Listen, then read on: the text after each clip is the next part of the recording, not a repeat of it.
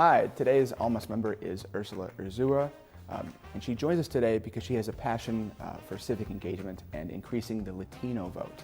Welcome, Ursula. Thank you for coming. Thank you. Thank you for having me. First question I'd like to ask is can you discuss why voting is so crucial, specifically in general, but also for the Latino communities, regardless of political leanings? Mm-hmm. Well, I think it's important to have representation. And so it's important to vote for people who are going to stand up for you, who are going to vote in your best interests. So depending on what you think that is, you want to vote for people who are going to stand up for you, vote for what you think is important, vote for what you think is important for your family, for your community, for whatever your special needs are. And whatever you think is important. So the economy, whether it be healthcare, education. So you need to figure out what candidates stand for and who is going to stand up for you. And so regardless of what your background is, what political side you fall on, you need to figure out who is going to best represent you in Congress, on the school board, on the county board, and then vote for those people and show up at the polls. I think it's unbelievable to be an active member of your community. And in your experience, what are some common misconceptions or barriers that prevent Latinos from participating within their communities in elections?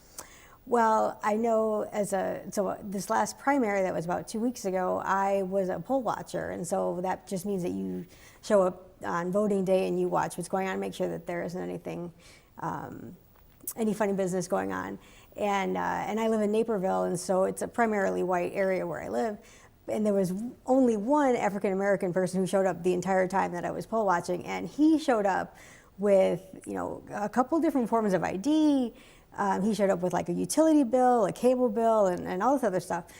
Because you hear on the news of people being turned away or being taken off the voter rolls, and so there's a lot of fear mongering in the news. But he showed up ready, in case he was turned away, or he had proof that he lived where he lived and whatever. And so I think that there is a lot of that. People of color are afraid of being turned away, of having been dumped off the rolls, and so there's that fear. There's also, especially for the Latino population, there might be a language barrier. But where I was, everything was in English and Spanish. But if you've never voted before, if this is your first time voting, if you're a new citizen or if you're young, you may not know that. And you may not know that the ballot is actually printed in English and Spanish. And if you've never gone to vote, if you've never, I know when I was young, my parents used to take us, my brother and sister and I, used to take us to the polls, and we could see what voting was like. But if you weren't brought up that way, you don't know what voting is like. And it might be a scary thing for you if you don't have anyone to go with. You've never been before. There's a language barrier. You hear stories of people being turned away, and you don't want that to happen to you. You might sit it out. So yeah, there's a lot of barriers to voting. And just the historical measures made for people of color so that it's harder for them to get incorporated and take away their power. And so how can voting empower those individuals within the Latino communities to have their voices heard in local, state, and national elections? So you definitely want to do your research, figure out who is going to vote the way that you would be best represented, vote in your best interests, and make sure that you do what you can to not only get yourself to the polls, get your family members to the polls, get your neighbors, friends to the polls, make sure that you drum up support for those people that you believe in. Make sure that you tell your friends and neighbors, hey, this person's going to stand up for us. This person believes in, the schools the way that we want them to be. They're going to vote for healthcare. They're going to vote for this, for that. And make sure that people know that this person's going to vote this way, this person's going to vote that way. Because a lot of people don't know. A lot of people don't do research. People are not necessarily, may not be as plugged in as you are.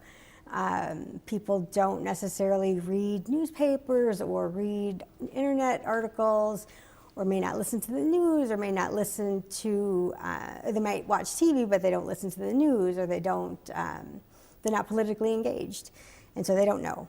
and they might just go into the polls and just, blindly, tick off whatever. And so you really need to do your due diligence, do the research, and also engage other people and tell them, this is who I think that we should be voting for. Mm-hmm. It's very important to be as informed as you can To be. spread the word and Yeah. and to inform yourself and others. Now, the voter turnouts for Latino communities have been historically lower than others. What are strategies and initiatives that can be taken to help increase the voter engagement within the not as engaged Latino communities?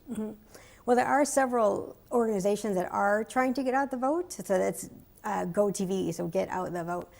There are several nonprofit organizations that are actually working on that to register people to vote, to get people to the polls, to make sure people know where their polling places are. One of the things that's the most difficult, at least what I was hearing, is that there are so many more Latino voters this year than there were in the last election 2 years ago. So there's been an increase of 3 million more Latino voters from 2024 from 2022. And just like keeping up with those numbers because the youth vote has exploded. And so that's a lot of volunteers that you're going to have to wrangle to get people to get them registered, to make sure they know where their polling places are, to make sure they know who to vote for, and again, who's going to vote in your best interest. And it's a lot of work and a lot of volunteers that we're going to need. But yes, the Latino vote just keeps growing and growing, and it's a lot to keep up with. So that, I think, is one of the major hurdles, is just keeping up with the sheer number of new voters. Not just Latinos, but young people in general. There's been such an explosion that trying to get them to pay attention is very difficult. Yes, that too. So how can individuals, regardless of their political beliefs, help support and promote the voter education within their own communities and within their own circles of influence? So, I mean, a lot of townships and counties have like town halls, they have meet and greets, they have debates. So whoever is running for, office XYZ, they have like opportunities for you to meet these people, to meet who's running. You can have things at your house. If you really believe in a candidate, you can say, I want to have a fundraiser for you. I want to have a meet and greet. I can invite, these people from my neighborhood, and they can come and meet you. Because it's always better if you get to know people or candidates personally. It's your chances of having them vote for you increase if they can actually know you as a person rather than just a candidate or like a picture on a little flyer or something. If they know you and they know that you're going to vote in their best interests, then I think that that's all the better for that candidate. But you, as a voter, need to be more involved. And get your neighbors involved, get your family and friends involved, make sure that people know that this is the candidate that we want, this person's going to do good for us, good for our community, good for people overall. And we really need to back this person because every little bit helps, and every dollar helps, every vote helps, especially new candidates, because new candidates do not have like the kind of money to send out flyers and postage and stuff, and so it's a lot of money that's needed to run a campaign. So yeah, every little bit helps, and so if you can find it to gather a group of people to get behind a candidate, then all the better. Especially with the recent success of very grassroots campaigning, it really every dollar does help. Right. And with this being a presidential election year, voter turnout tends to be higher than your national 2-year ones. Right. What do you think are the biggest hurdles and most significant opportunities to increase the Latino voter population turnout past this year and going forward? Well, I think, again, keeping up with the youth vote. So every year we get more and more voters. They turn 18. We want to get those people registered to vote. We need to hit the high schools and the colleges. We need to make sure that college students who go away know that they can vote absentee or they can vote mail-in. that just because they're not necessarily in their home, that they can vote when they're away at school and mail it back in. We need to get like the people who are new citizens, because they can also vote, and they may or may not, be or think that they're ready, but they're just as informed as anybody else, and they're able to vote. So I think getting to the new voters, getting to the youth vote, the new immigrants, that is going to be a lot of people to keep up with. So yeah, we need to expand our get out the vote and voter registration. Thank you. I learned a lot today. Good. Thank you for joining us. Thank you. Thank you for having me.